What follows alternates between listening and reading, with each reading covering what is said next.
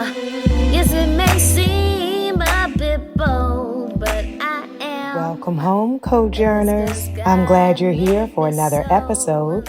I'm Dr. Thema Bryant, a licensed psychologist, minister, sacred artist, and I am here to help facilitate your journey back home to yourself.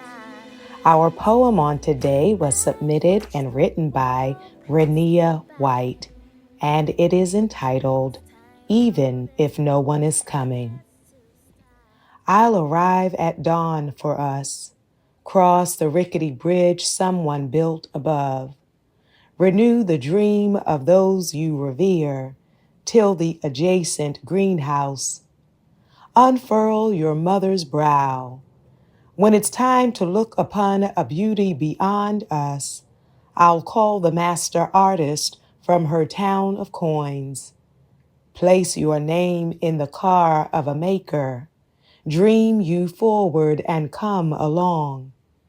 If there's a together to which no one but us is coming, I bring our sacred expansion, our knowing hands. Toward the upper, in unison, we ask, does it serve the forgotten? We do not forget. Because no one is coming, I tell you, there is no bearing this without you. Your mission toward the lesser, your eye in the crowd, spotting what you are looking for. Thank you for looking toward the other, even if no one will notice. You won't either. They're up or down, busy remembering us, a bridge leading somewhere we'd rather go. Yes, Renia. Thank you so much for your poem. I love it. And as we think about community, connection, remembering the other, and building bridges, it is a perfect way of setting the space and tone for our topic. And our topic on today is coping with social anxiety. Coping with social anxiety.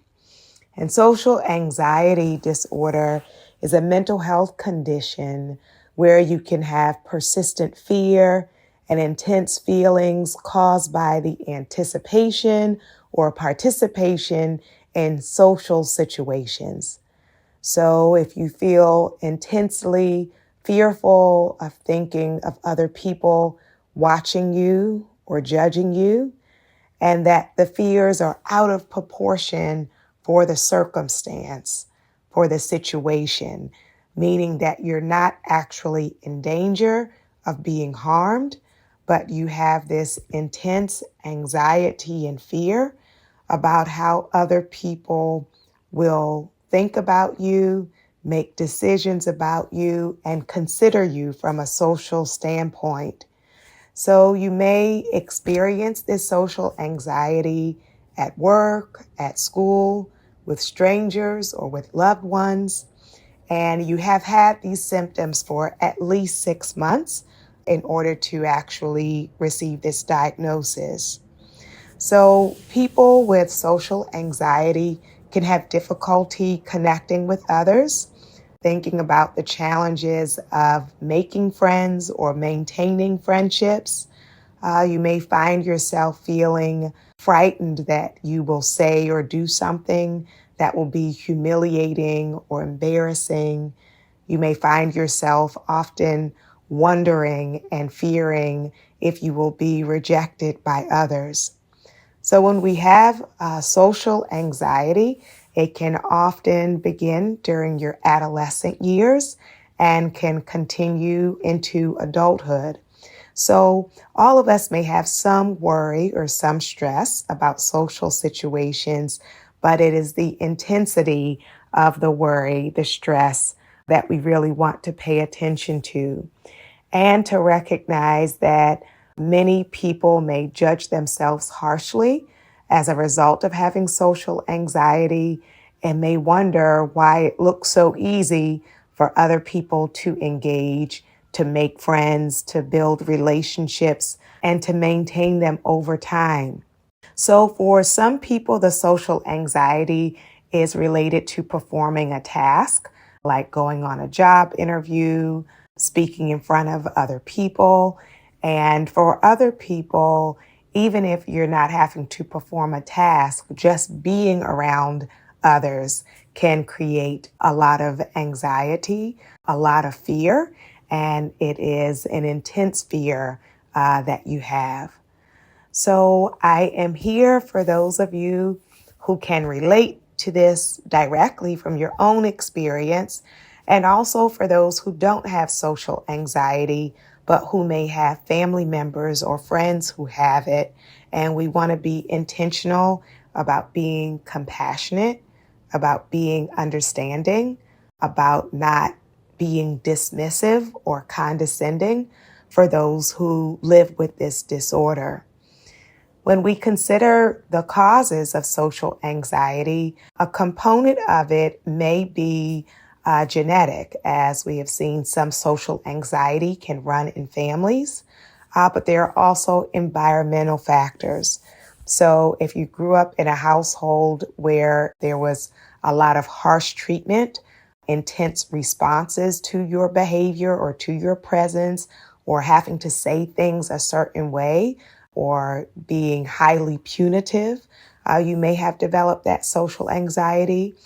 Some of you may also be survivors of childhood trauma. So physical abuse, sexual abuse, emotional abuse, neglect or abandonment can understandably create that anxiety around being rejected and being judged. Another component is, of course, if you had a parent who raised you who had social anxiety disorder. And so both observing them and hearing their messages about how to think about yourself or how to think about people, or hearing how they frame themselves and their circumstances, may have led to you developing social anxiety yourself. And so in social situations, people who have social anxiety can start to sweat, may start to tremble. You may feel a pain in your chest, might feel nauseous or dizzy. You might feel like you're choking or start blushing. You may have a shortness of breath. So that tightness in your chest that makes it hard to catch your breath. You might also start behaving differently when you're in these settings, being around other people in these social situations. So you may find yourself avoiding eye contact. And I want to pause there to just say some of these things are cultural. So you want to consider, as you're hearing the symptoms or the list, not only is this the way that my family functions, but do I come from a culture where you're not supposed to make eye contact with certain people, especially perhaps people who are in a position of authority over you, or an elder? So you want to consider cultural context as you're thinking about these symptoms. You may have difficulty talking in social situations because of your intense worry. You might find yourself speaking very quietly, almost with that wish of not being heard so that you won't be misunderstood or judged in a particular way. In social situations, you might feel very stiff in your body, very rigid and tight, and find it hard to relax. So as we think about that, bodily awareness, let's even take a moment now to take breath, inhaling in through your nose and exhaling out through your mouth. You might feel very self-conscious in these social situations, and you may believe constantly that people are judging you or talking about you or thinking negatively about you or rejecting you, even when that is not the case.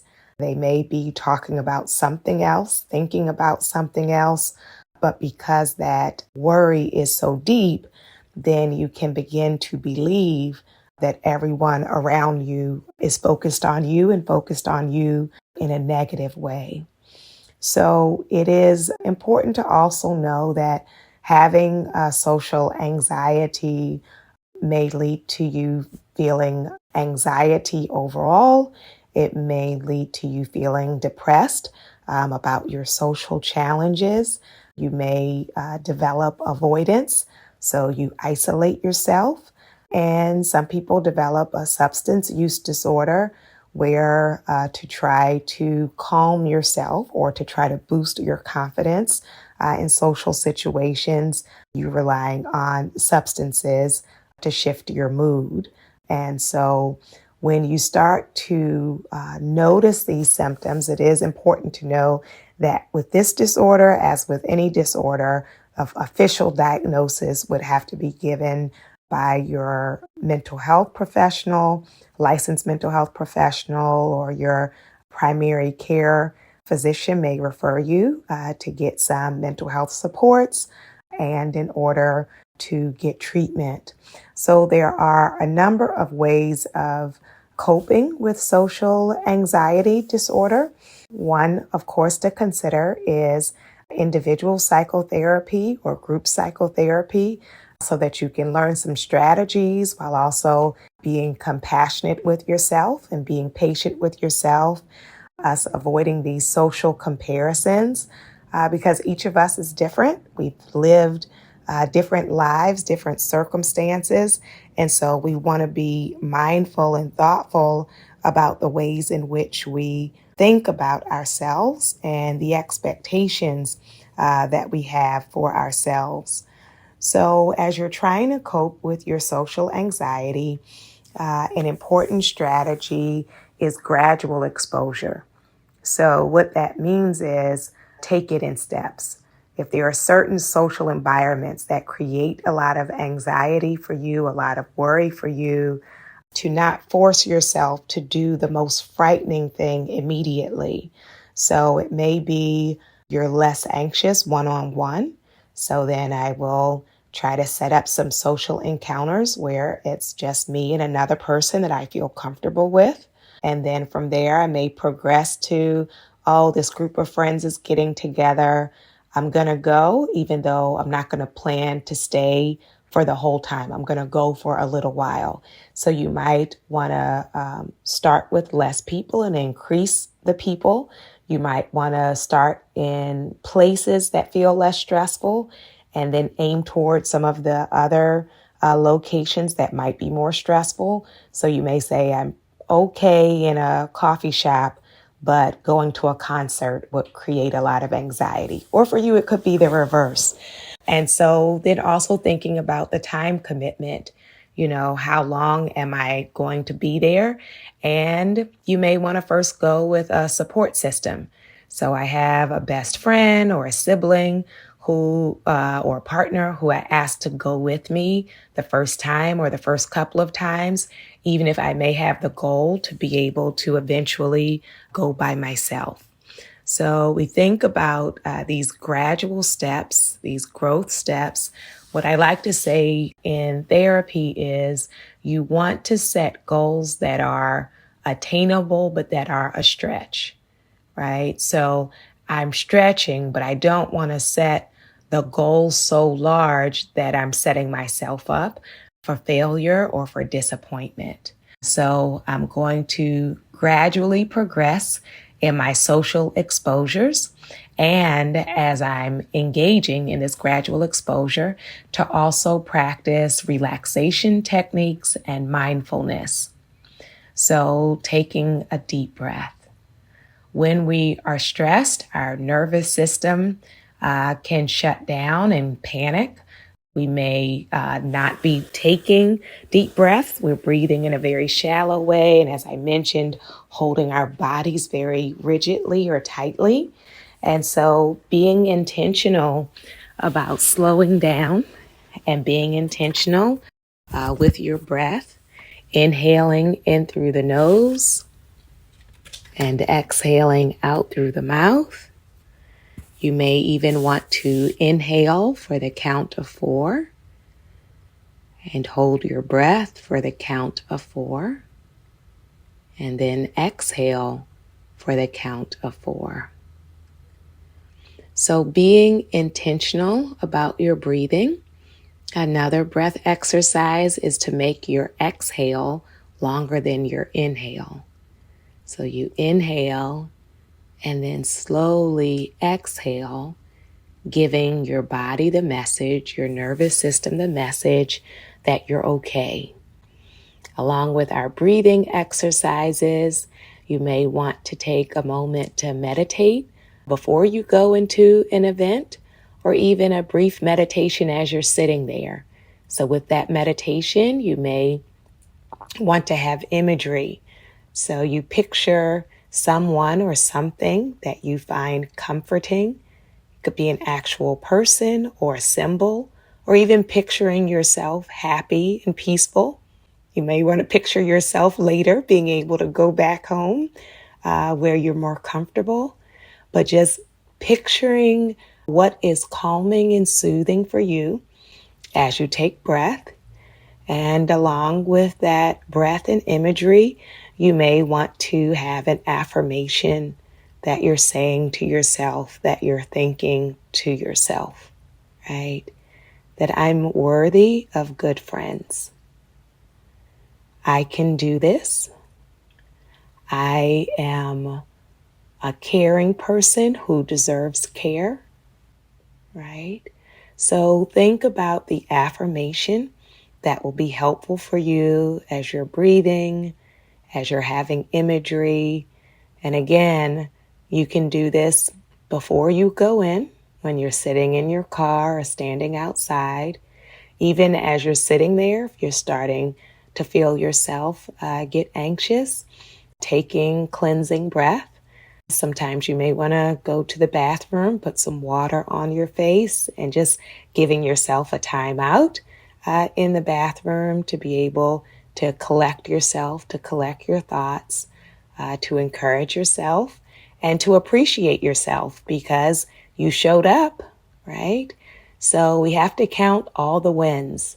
So the fact that I am even at this venue is a win, because I could have stayed in the house, right? I actually got in my car. And so being able to appreciate the wins, and then along with gradual exposure, breathing, meditation, mindfulness, we also want to do some, we call it cognitive restructuring.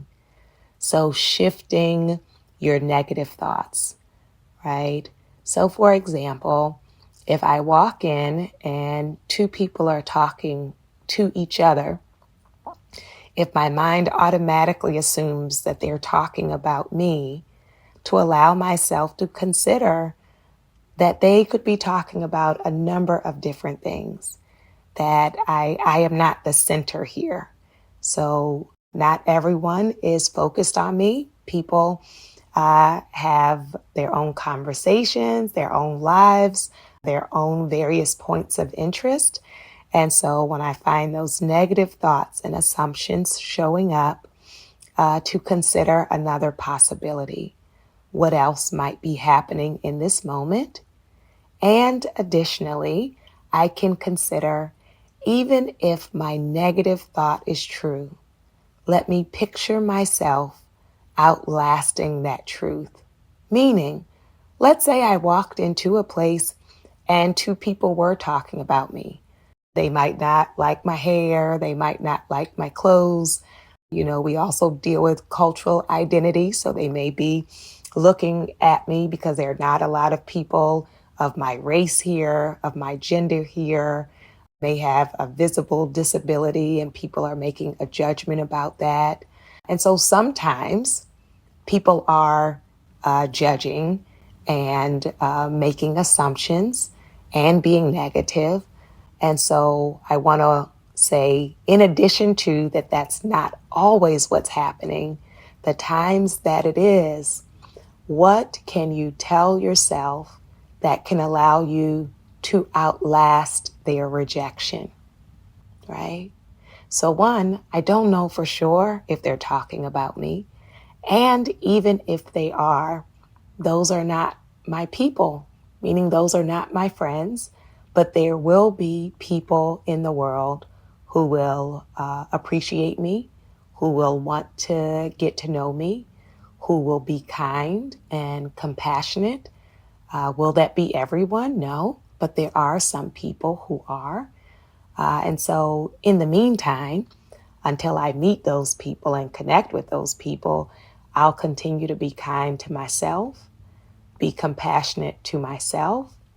And if it really is about rejection based on identity, I may also want to research and find some places that are more affirming and welcoming and inclusive and embracing and celebrating of who I am, right? So we look at our negative messages and consider the various possibilities of what else may be happening. And even if the negative thing is happening, to know that this is not the whole world, that this is a set of people who have made an assumption or a judgment, and they're missing out on getting to know the truth of who I am, right? That you are a lovely person, that you are someone who can contribute to any social space that you're in. You have the benefit of your lived experience, your own perspective, your own creative vantage point that would be a blessing for the right people to know, right? You are a blessing in the right circles with the right people. So if this group is not that, then to say, I don't want to shut down or isolate myself, I will continue on my journey to get one step closer to the right people. We also want to actually listen to what people are saying and sharing instead of making assumptions, which can often be assuming the worst, but to consider to yourself, what did they actually say, right? Not what am I guessing or trying to do mind reading around, but what was actually said, so that you can notice when people are showing genuine interest in getting to know you, so you won't miss out on that. And then in terms of your physical health practices, when we are socially anxious, it can feel worse or more intense when we are tired and hungry, right? So if I'm about to go into an environment where I feel anxious, I want to try to rest before I go, because if I'm already exhausted, I'm going to be on the edge and ready to leave even sooner. And have I eaten? Well, so of course, if the social activity is going to eat, then you can just try to have something small so you're not feeling the stress as you're waiting for that part of the outing. But if the outing is something else that does not involve food, making sure you've taken care of your body temple, right? Taking good care of yourself so that you show up nourished and you show up feeling like you're in your best place as your best self. And I would also say picking clothes and wearing clothes that you feel comfortable in, right? Because you want to show up as yourself. So if I feel like I have to alter myself drastically in order to be acceptable, then it will feed into the myth that I'm unacceptable unless I have like these name brands on, or unless I dress in a way where I'm hoping people will choose my physicality because I don't believe they would choose my personhood, right? So consider the ways in which you want to show up in these spaces. So one of the key things as we think about the poem we started with is us being a bridge and noticing each other, noticing those who have been neglected and overlooked. And what do I mean by that? Well, sometimes with social anxiety, we can set priorities of wanting certain people to approve of us. So everyone may be focused on kind of the most popular person. And unless they have conversation with me, unless they deem me worthy, then I'm unworthy. And we can be so focused on this one person or few people that we miss the people who are in that space who would be perfectly happy to engage with us, to have a conversation with us, to get to know us.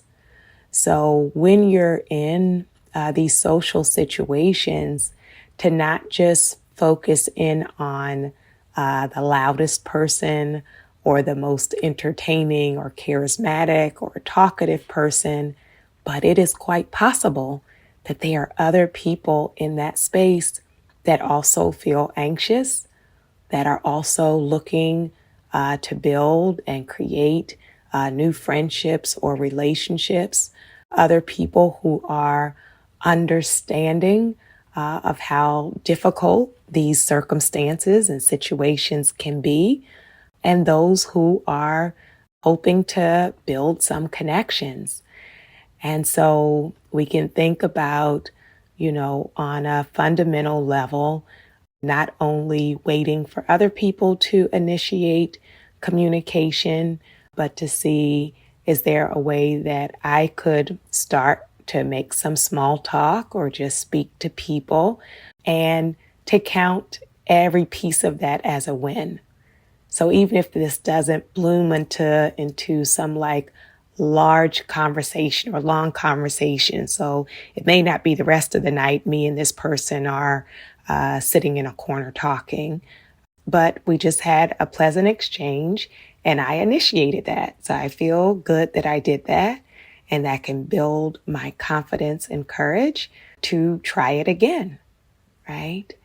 And so we also want to think about being approachable in those spaces. So, you want to avoid self-sabotage, meaning if I want to connect with people, I don't want to spend the whole night on my phone in a corner, kind of giving off the communication that I don't want to talk to people, right? So I want to be approachable. I want to be open. And then when I'm ready to leave, I can leave. I am excited about you being on this homecoming journey. And my hope is that all of us will build community and connection because we're worthy. I invite your soul to tell your heart, mind, body, and spirit, welcome home.